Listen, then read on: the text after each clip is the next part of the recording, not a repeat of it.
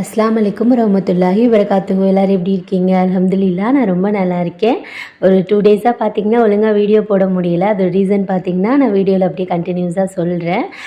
பாப்பா பார்த்திங்கன்னா காலைல எழுந்திரிக்கும் போதே அழுதுகிட்டே தான் எழுந்திரிச்சாங்க. ஏன்னா நைட் கொஞ்சம் தூக்கம் இல்லை பாப்பாவுக்கு. நம்ம வீட்டுக்கு யார் வந்திருக்கான்னு பார்த்தீங்கன்னா குட்டி பாப்பா வந்திருக்காங்க.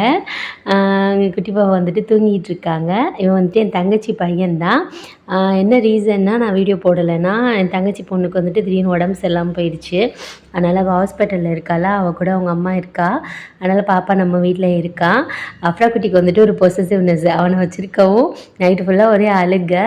என்ன பண்ண முடியும், அது சின்ன பிள்ளைங்களுக்கே இருக்கிறது தானே. அஃபீன் அம்மா பெருசாக இருக்கிறனால புரிஞ்சுக்கிடுவா. அஃபீன் என் பக்கத்தில் வந்தாலே மேடம்க்கு அம்புட்டு கோவம் வரும். பாப்பா பக்கத்தில் இருக்கவும் மேடம் கோவப்பட்டு ஒரே அழுக நைட்டு ஃபுல்லாக. என்ன சொல்கிறது, சின்ன பிள்ளை தானே, அதனால தான். இன்றைக்கி பாப்பாவுக்கு வந்துட்டு சக்கரை பொங்கல் தான் செஞ்சு கொடுத்து விட்டுருந்தேன். ஏன்னா காலைல என்ன செய்கிறதுனே தெரியலையா. அதனால் ஏதோ ஒன்று இருக்கட்டுமேன்னு சொல்லிட்டு கடகடன்னு குக் பண்ணி வந்துட்டு செஞ்சு கொடுத்து விட்டாச்சு. எனக்கெல்லாம் சக்கரை பொங்கல் பிடிக்கும். ஆனால் லஞ்சுக்கு நான் கொடுத்து விட்டதில்லை, இதான் ஃபஸ்ட் டைமு. காலையில் எழுந்திரிச்சி எது செய்கிறதுனே தெரியலையா. அதனால தான் மேடம் பாருங்கள் எப்படி எழுந்திரிச்சி உட்காந்துருக்காங்க. நல்ல மாதிரி அழகாக பாசமாக எல்லாம் பேசுவாள்.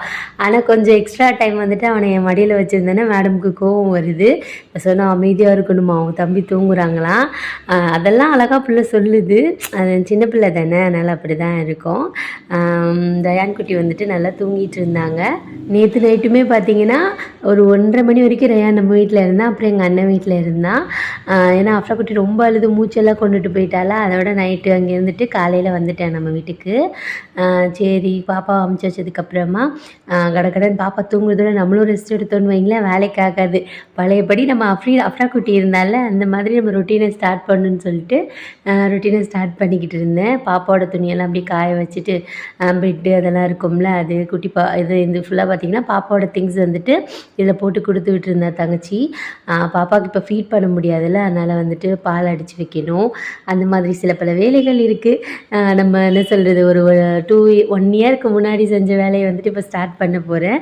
இந்த வீடியோ ஃபுல்லாக ரயான் கூட ரயான் கூடயும் அஃப்ரா குட்டியோடையும் என்னோட டே எப்படி போச்சுன்னு சொல்லிட்டு தான்.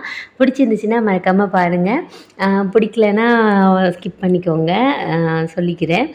மேடம் பார்த்திங்கன்னா எந்திரிச்ச உடனே கொஞ்சம் டயர்டாக தான் இருந்தா நம்ம அஃப்ரா குட்டியுமே. சரி எந்திரிச்சு எப்பயும் போல் ரெஸ்ட் ரூம் போமான்னு சொன்னேன். நம்ம அஃப்ரா குட்டி தான் பார்த்திங்கன்னா சமத்தாச்சு, அதனால் அழகாக ரெஸ்ட் ரூம் போயிட்டாங்க. பால் பவுடர் வாங்கிட்டு வந்துட்டு வேறு ஒரு பாக்ஸில் மாற்றி வச்சுக்கிட்டு இருந்தேன். இதெல்லாம் பார்த்திங்கன்னா பாப்பா தூங்கும்போது செஞ்சால் தான், அதுக்குள்ளே நம்ம கடகடன்னு குக்கிங் வேலையெல்லாம் முடிச்சிடலாம். ஏன்னா அவன் கூட இருக்கணும்ல, அதனால் கடகடன்னு நான் வேலை செய்ய போகிறேன். நான் ஸ்கூலுக்கு அமிச்சோடனே நான் ஒர்க்கை ஸ்டார்ட் பண்ணிவிட்டேன். இல்லைன்னா எப்பயும் போல் கொஞ்ச நேரம் எடிட் பண்ணுவேன்.